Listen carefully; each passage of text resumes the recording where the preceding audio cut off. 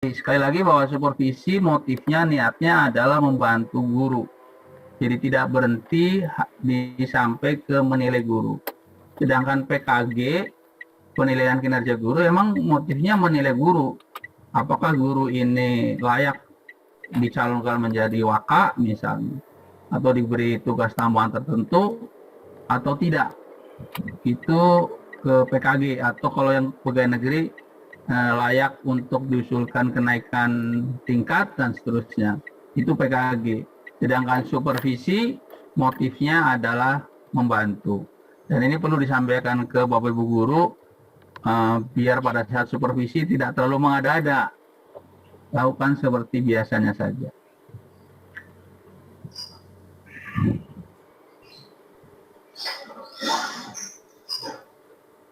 Langkah kegiatan curah pendapat sudah tadi ya Bapak Ibu ya. Kemudian kita lakukan berikutnya adalah pemaparan. Nanti ada tanya jawab, kemudian refleksi. Baik, alurnya seperti ini Bapak Ibu, alur supervisinya. Agak rumit ini ya Bapak Ibu yang buatnya. Oke, yang pertama Bapak Ibu, baik kepala sekolah maupun pengawas di BIMTEK seperti sekarang ini, ya. Kemudian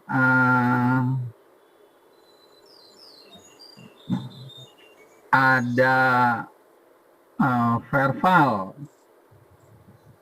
BIMTEK baik pengawas maupun kepala sekolah, kemudian ada verbal. Kemudian Pak Pengawas mengadakan supervisi manajerial, kemudian Bapak Ibu Kepala Sekolah melakukan supervisi akademik.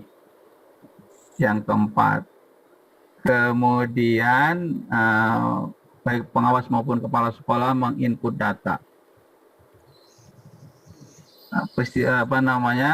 Skenario seperti tahun kemarin, 2 guru dan 2 kali supervisi. Ya.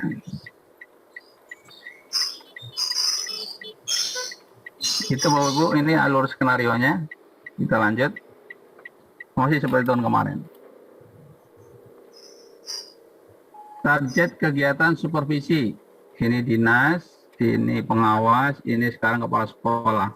Itu memahami tugas kepala sekolah, mengimplementasikan SPMI di sekolah, memahami bagaimana melakukan supervisi akademik berbasis PKG, memahami bagaimana melaporkan proses hasil melalui aplikasi e-supervisi, peningkatan kompetensi guru melalui kelompok kerja, professional learning community, kemudian mampu melaksanakan peningkatan kompetensi diri secara mandiri melalui kelompok kerja, professional learning community.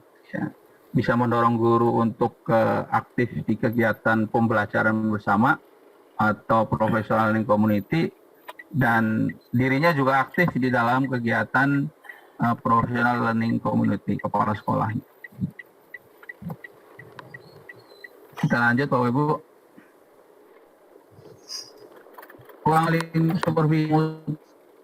Supervisi itu tuh meliputi supervisi akademik dan supervisi manajerial. Ya. Di sini komponennya ada pemahaman standar atau indikator serta keterlaksanaan SPMI.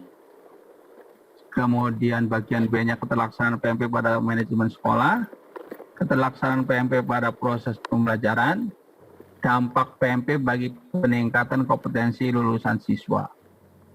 Jadi ada 4 lingkup supervisi mutu. Di kelompok A itu ada tim penjaminan untuk pendidikan sekolah, TPMPS, kemudian pelaksanaan siklus SPMI, kemudian pembangunan budaya mutu. Jadi budaya mutu itu ada di pemahaman standar, indikator, serta keterlaksanaan SPMI.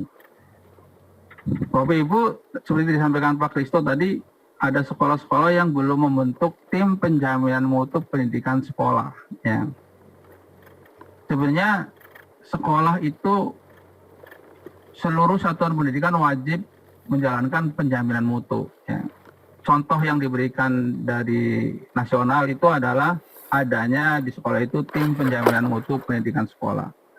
Kalau sekolah menggunakan istilah lain, silakan saja, dibolehkan. Oke. Kemudian yang kedua ada pelaksanaan siklus SPMI. Pak Ibu masih ingat siklus SPMI? Yes. Ya. Siklus SPMI dimulai dengan adanya standar. Standar ini biasanya dibuat oleh kementerian dalam bentuk SNP, atau sekolah sendiri membuat standar. Misalnya Pak Kepala Pak Kristo tadi di Penabur, dia akan memasukkan unsur-unsur keagamaan sebagai standar di sekolahnya, boleh, ya. Atau dari sekolah-sekolah Islam tertentu misalnya akan memasukkan standarnya, boleh, ya. Jadi yang penting harus ada standar dulu sebagai awal untuk langkah komponen siklus berikutnya, yaitu pemetaan. Pemetaan adalah membandingkan kondisi real sekolah dengan standar yang ada. Ya, kalau standar minimal yang dibuat berarti SNP saja. Biasanya kalau sekolah negeri hanya SNP saja sebagai standar. Tapi kalau sekolah swasta silakan ditambahkan standar-standar tersendiri yang menjadi pembeda dengan sekolah lain. Standar itulah yang dipakai dasar untuk melakukan pemetaan sekolah. Apakah seluruh standar yang ditetapkan di awal sudah terpenuhi atau belum? Itu di langkah pemetaan. Kemudian di langkah pemetaan ini akan ketahuan beberapa hal yang masih belum memenuhi standar. Belum memenuhi standar ini maka harus dilakukan di langkah berikutnya, yaitu perencanaan mutu, ya, perencanaan peningkatan mutu sekolah. Itu sebagai komponen ketiga dari siklus SPMI, ya. Rencana mutu berdasar atas pemetaan mutu. Jadi dari hal-hal yang rendah itu direncanakan untuk diperbaiki. Yang membatasi perencanaan ini adalah untuk pertimbangan apakah bisa dieksekusi atau tidak, adalah biaya, yang utama adalah biaya, waktu, dan sumber daya manusia yang ada. Bisa jadi semuanya menjadi penting, tapi karena waktu untuk penyelesaiannya tidak mungkin, tidak cukup, maka dibagi atau ditunda, termasuk di sana biaya dan sumber daya yang tersedia. Dari rencana yang ada itu dengan pertimbangan tadi, sumber dayanya apakah cukup, waktu, dan biaya, maka di komponen berikutnya dieksekusi atau diimplementasi rencana mutu tadi. Rencana mutu itu adalah komponen keempat dari siklus SPMI. Dilaksanakanlah seluruh rencana tadi yang meliputi langkah-langkah dan target. Langkah-langkah dan target itu di komponen berikutnya, yaitu monitoring dan evaluasi atau audit internal. Dilihat apakah pada saat implementasi itu seluruh langkahnya sesuai dengan rencana. Yang kedua, apakah target di rencana tercapai pada saat pelaksanaan. Itu dua hal utama di dalam audit. Ya. Ini yang paling jarang dilakukan di sekolah adalah audit ini. Ya. Audit internal atau evaluasi atau MONEF, monitoring dan evaluasi. Nah, dari langkah ini nanti akan menjadi referensi atau akan diberikan rekomendasi untuk perbaikan di periode berikutnya. Jadi dengan adanya siklus SPMI sebenarnya harusnya ada perbaikan terus-menerus di sekolah itu berjalan. Dan kalau toh ada masalah itu semuanya sudah diperkirakan. Jadi tidak ada sesuatu yang terkaget-kaget kejadian di sekolah, karena semua sudah ada proses perencanaan, pemetaan, perencanaan, implementasi, dan MONEF, ya Bapak Ibu ya. budaya ini belum menjadi tradisi kita ya. Termasuk sebenarnya siklus ini juga bisa diterapkan di kehidupan kita sehari-hari, Bapak Ibu. Bagaimana kita memetakan kondisi kita yang sekarang dari keinginan atau standar yang kita targetkan, kemudian untuk memenuhi itu kira-kira harus ngapain kita, itu kan berencana. Kemudian mengeksekusi, kemudian kita mau lihat apakah eksekusi dari rencana kita sudah sesuai atau belum. Nah, itu perlu terus dilakukan terus-menerus. Siklus SPM ini sebenarnya sangat baik. Bisa di kehidupan sendiri ataupun di organisasi sekolah. Proses siklus yang berjalan dengan baik terus-menerus itu akan muncul menjadi budaya mutu di ketiga ini, Bapak Ibu. Ya. Oke, itu hanya merefresh yang tahun kemarin, Bapak Ibu. Kita lanjut ke yang keterlaksanaan PMP pada manajemen sekolah. Yang dilihat adalah ketersediaan data, pengelolaan PTK, pengelolaan lingkungan dan sarpras, perencanaan program sekolah, PKG, PKB, program konseling, penghargaan prestasi, penghargaan siswa berprestasi, pelibatan pihak eksternal. Ya, kemudian di keterlaksanaan PMP pada proses pembelajaran meliputi dilihat administrasi guru, RPP-nya, proses pembelajarannya, kemudian penilaian hasil belajar.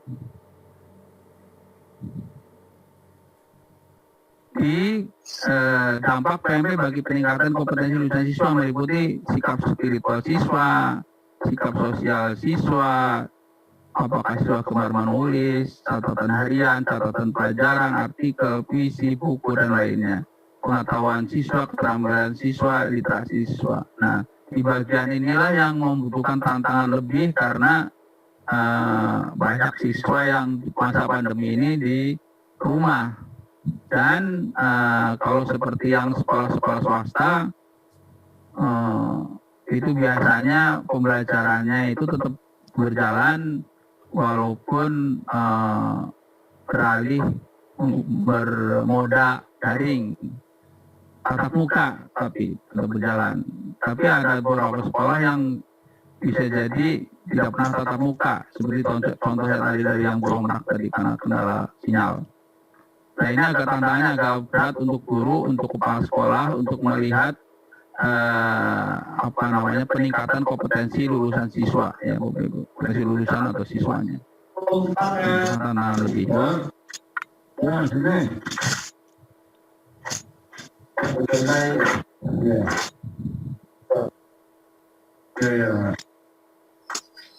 Ini tadi sudah meliputi keterlaksanaan SPMI, keterlaksanaan PMP pada satuan pada manajemen sekolah di lingkupnya, Bapak Ibu. Dampak PMP bagi peningkatan kompetensi lulusan siswa dan keterlaksanaan PMP pada proses pembelajaran. Sekarang mekanisme supervisi mutu.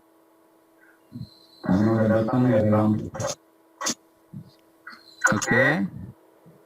Pada bulan Maret ini Bapak Ibu kepala sekolah dan pengawas di BIMTEK ya semua walaupun menggunakan daring ya. Kemudian pelaksanaan supervisinya itu bulan April sampai bulan September. Itu untuk siklus 1 dan siklus 2-nya Bapak Ibu. April, September. Kemudian Oktober, November itu analisis supervisi mutu pendidikan. Dan Desember diseminasi dan hasil supervisi. Nah, ini biasanya di proses diseminasi kita mengundang Bapak Ibu sebagai perwakilan biasanya.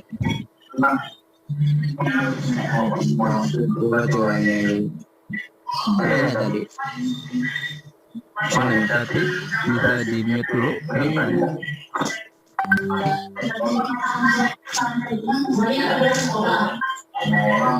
Mas Zati.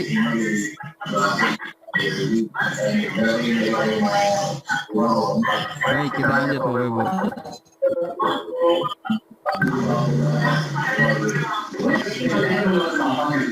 Pengawas kepala sekolah Itu permasalahan mengikuti bimbingan ya. Baik, Bapak Ibu kita lanjutkan. Apa yang dilakukan Mengikuti BMTEK berkeluarga seperti minimal 2 guru. Input data semua guru sekolah. Laporkan hasil bervisi pada dulu Pak bervisi. Saji dia mau dulu aja. Ya. Baik, Haji Ahmad.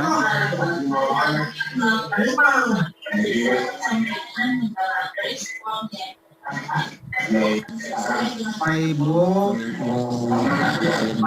tolong diangkat dulu. Mengikuti BMTEK seperti itu dan supervisi minimal 2 guru. 2 tahap melakukan data semua. Untuk semua guru di sekolah melaporkan hasil supervisi melalui aplikasi. Pak, kenapa berisik ya Pak? Mute semua deh, jangan berisik.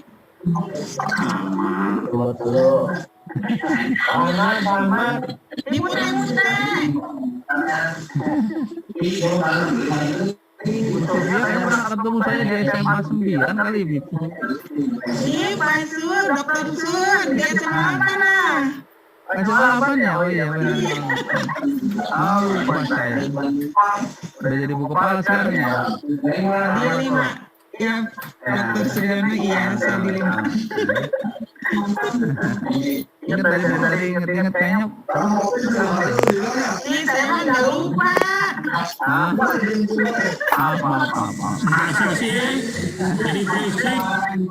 Baik, Bapak Ibu tolong dimut dulu ya. Jatinya hilang soalnya nih. Mas Jatinya hilang dari peredaran unitnya yang sebagai. Pak, di slideshow Pak. Nah, sudah. Baik Bapak Ibu, ada 3 yang utama yang berperan dalam proses supervisi mutu ini, yaitu pengawas, kepala sekolah, dan pendidikan. Pengawas itu melakukan pekerjaannya dimulai dari BMTEK, kemudian mensupervisi semua sekolah binaan dan memberikan rekomendasi perbaikan sebanyak 2 kali. Ya. Kemudian mendapatkan 2 kali pendampingan aplikasi dan 3 kali pendampingan substansi selama melaksanakan supervisi. Kemudian melaporkan hasil supervisi melalui aplikasi. Ini Bapak Ibu pengawas. Bapak Ibu kepala sekolah mengikuti BMTEK supervisi mutu ya sekarang. Ini kayaknya semua nih Bapak kelas pada hari ini. Dia mensupervisi minimal 2 guru minimal. Nah, artinya kalau tadi yang misalnya kayak Pak Satiri kalau nggak salah, seluruh guru itu bagus. Yang maksud ini minimal 2 guru ya. Tapi kalau bisa untuk semua guru bagus. Kemudian 2 guru dan 2 tahap. Kemudian menginput data semua guru di sekolah, melaporkan hasil supervisi melalui aplikasi. Dari 2 kegiatan dilakukan oleh pengawas dan kepala sekolah, dinas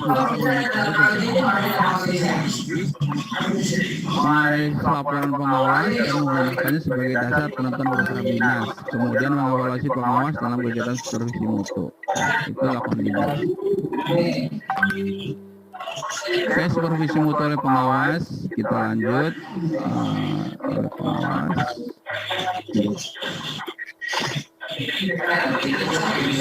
Oke, ini supervisi oleh kepala sekolah. Persiapan, merencanakan waktu, sasaran, teknik, daring atau luring, print out instrumen atau rubrik dan lain-lain. Kemudian pelaksanaan, dokumen, observasi, video pembelajaran, daring atau luring. Jadi sudah dicontohkan Bu Sofia, observasinya masuk ke kelas daring sebagai peserta didik. Bagus, seperti itu Bapak Ibu ya.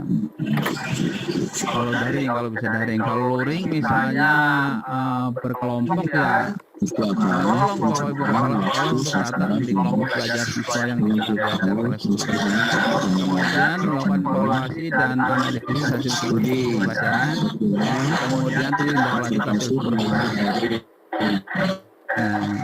Pak Ahmad tolong di-mute. Jangan. Kekuatan supervisi itu justru di sini Bapak Ibu ditindaklanjut hasil supervisi. kalau tindak lanjut hasil supervisi ini dilakukan, itulah yang kunci utama keberhasilan supervisi Bapak Ibu. Nah, biasanya kita hanya berhenti sampai ke level pelaksanaan supervisi. Kita lanjut. Tip supervisi pembelajaran. Perencanaan mengkaji program supervisi yang ada, mengidentifikasi instrumen atau observasi, sinkronkan program lama dengan kondisi yang ada sekarang, kemudian mensosialisasikan program, kemudian pelaksanaan kegiatan pro-observasi, kegiatan post-observasi, kemudian evaluasi,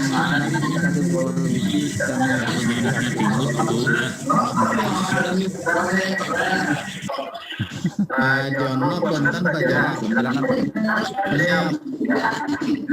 Suaranya berisik jadi nggak ada Pak Jono nih. Mungkin Pak Karena nggak suka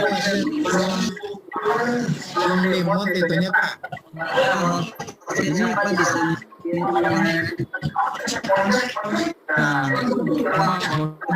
Tahu kemana?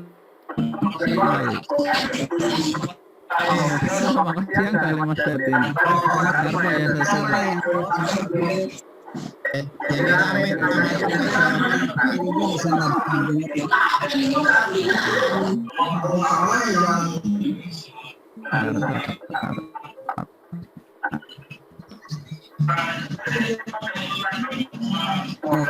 Bisa belajar. Kayaknya admin Pak yang ngemut untuk semuanya. Admin aja admin. Biar narasumber yang berbicara, jadi kita dengar aja. Sudah Pak, sudah unmute.